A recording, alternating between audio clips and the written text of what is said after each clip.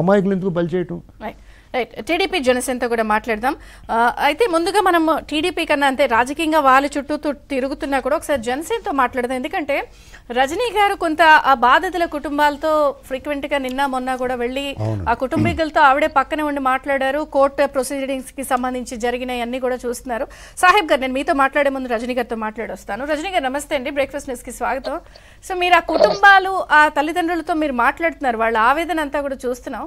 అసలు మేజరా మైనరా అన్నది ఒక చర్చ, ఆకతాయితనమా చేశారా చేయించారా అన్నది ఇంకొక చర్చ. ఒక 6 రోజుల తర్వాత అయితే మొత్తానికి వీళ్ళు నిందితులను ప్రొడ్యూస్ చేశారు. ఈ రోజు కూడా పత్రికా ప్రకటన పోలీస్ కమిషనర్ గారు ఇచ్చారు.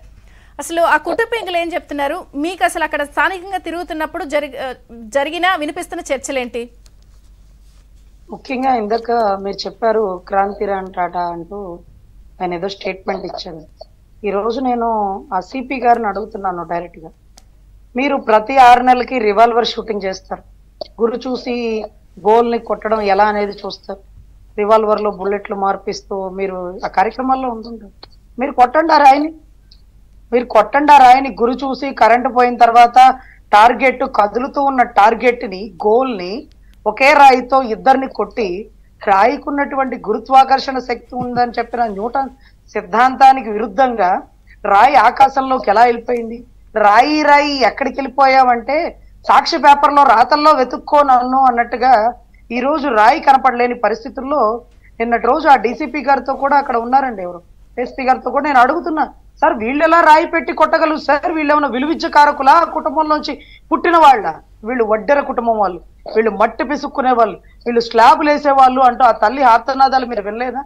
ఇంకా ముఖ్యమైన విషయం ఏంటంటేనండి, కృష్ణమ్మకు వీరు బాగా సన్నిహితులండి. కృష్ణానది వారధి కట్టినప్పుడు వీరి తాతల నుంచి మట్టులు మోసారంటండి, ఆ వారధి కట్టిన వానర సైన్యం లాగా. ఈ రోజు అటువంటి కుటుంబాలని నా బీసీలు నా ఎస్సీలు అంటూ గతంలో ఇందాక సార్ చెప్పినట్టుగా పాపం దళితుడైనటువంటి శ్రీనివాస్ కుటుంబాన్ని సర్వనాశనం చేసేసారు. ఈ రోజు ఈ కుటుంబాలన్నీ రోడ్డుకు లాగేశారు. మొత్తం 6గురట, దాంట్లో 5గురు మైనర్లు, ఒక్కడే మేజర్. అతను 30 ఏళ్ళు వయసు గల్ల దుర్గారావు. 3 బిడ్డలు, ఆటో నడుపుకుంటూ పనిచేస్తూ ఆ 3 బిడ్డల్ని పోషించుకునే పరిస్థితి మీరు విజువల్లో కూడా చూశారు, వాళ్ళ మాటల్లో కూడా.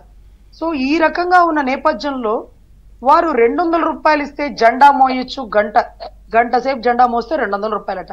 మరి ఎంతమందిని తరలిచ్చి జెండాలు మోపించుకున్నారో అది అయిపోయాక అసలు సతీష్ అనే అనుమానం ఎందుకు వచ్చి ఉంటుంటుంది అంటేనండి, సతీష్ గారు అమ్మ నాతో చెప్పారు, అమ్మ సతీష్ పుట్టినరోజు పిల్లలందరినీ తెచ్చుకొని కేక్ కట్ చేసుకున్నాడు, ఆ ఫోటోల్లో ఏదో సాధించినట్టుగా ఆ కేక్ కటింగ్ చేసి కొంచెం హైలైటెడ్ గా ఎమోషనల్ గా ఉంటారు కదా పిల్లలందరూ, ఆ ఫోటోలు చూసి అతనేదో సాధించాడు, గురి చూసి రాయేసి కొట్టాడు అని ఇతనే అయి ఉంటాడు అని. అంటే ఇప్పుడు పోలీసులు ఎవరో ఒకరిని పట్టుకోకపోతే వాళ్ళ ఉద్యోగాలు రిస్క్ లో పడతాయి. ఇప్పుడు ప్రతిపక్ష నేతలు చంద్రబాబు గారు, పవన్ కళ్యాణ్ గారు విరుచుకు పడుతుంది ఏంటి?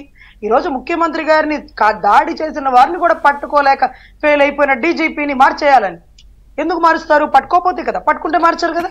సరే తెచ్చేస్తారు తెర మీదకి ఎవరో ఒకళ్ళ పాత్రధారులను. పాపం ఈ సూత్రధారుడి జగన్నాటకుడు వేరు కదా. సో ఈ 6గురులో 4 మైనర్లండి. ఇప్పుడు ఎవరైతే సతీష్ అన్నాడో నిన్నటి రోజు వాళ్ళ అమ్మగారు చెప్పిన నేపథ్యంలో అదే రోజు పుట్టినరోజు అంటున్నారు కాబట్టి బహుశా 18 వచ్చిందో 17 వచ్చిందో నాకైతే తెలియదండి.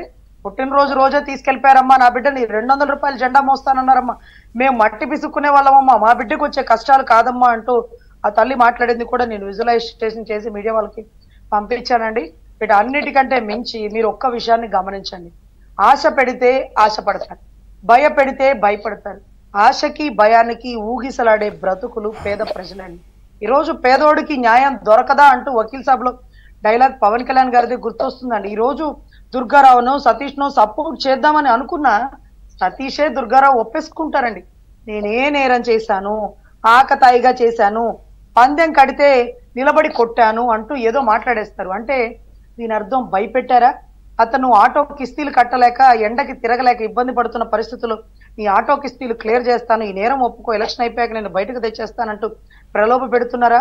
మైనర్ బిడ్డలకి ఫోన్లు ఇస్తాము, బైక్లు ఇస్తామంటూ నేరాలను అతనితో ఒప్పిస్తున్నారా? కొట్టి ఒప్పించారా? ఈ రోజు ఆ తల్లిదండ్రులు చెప్తున్నారు, మా బిడ్డలకి రాళ్ళు వేయడం ఏమొచ్చండి, వాళ్ళు ఏమన్నా పిట్టలు కొట్టే వాళ్ళ, మట్టి విసుక్కునే వాళ్ళమని. మరి ఎలా అమ్మా గురి చూసి ఆ గోల్ని, కదిలే గోల్ని కొట్టారు?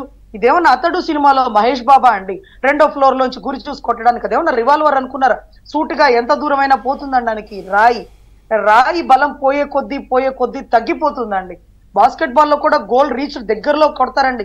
ఎంత దూరంగా క్రికెట్ బాల్ లో కూడా 4 వచ్చినప్పుడు దగ్గరలో ఉన్నప్పుడు పరిగెట్టుకుంటా వెళ్లే కొడతాడండి. అక్కడి నుంచి విసిరేస్తే గోల్ కొట్టడానికి అంత గొప్ప వీరుడు ఈ రాష్ట్రంలో కాదండి, భారతదేశంలో లేడు.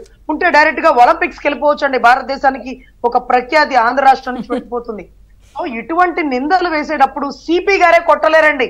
నేను ఓపెన్ ఛాలెంజ్ సిపి గారు, మీకు ఓపెన్ ఛాలెంజ్, మీరు కొట్టండి కదిలే గోల్ ని ఒకే రాయితో 2 తలకాయలు పగలు కొట్టండి, చూద్దాం మీ వల్ల అవుతుంది. అది కూడా గాయపడకుండా, కన్ను పోకుండా, అంతంత దెబ్బగా.